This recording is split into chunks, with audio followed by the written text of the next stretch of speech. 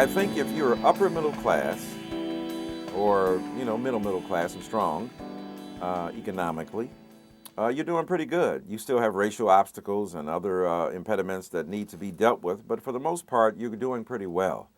But the working poor and the working class black Americans are having a tough time of it and are certainly, arguably, even further from the promised land than when Dr. King was alive. And so we have to grapple with that, I think. When we look at the report card of America that I try to deliver in the book, you look at the mortgage crisis. I mean, the greatest bleed off of American wealth ever. What is it? Over $77 billion and maybe up as much as 110, $20 billion, bled off of black America, the greatest loss of wealth in the history of this country. That's unacceptable.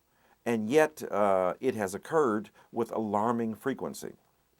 When we look at health care for the poor, many black people who are poor use the emergency ward as their health maintenance organization. And by the time they grapple with diseases in the emergency ward, those diseases have already progressed and that there are many more complications and crises that are afoot.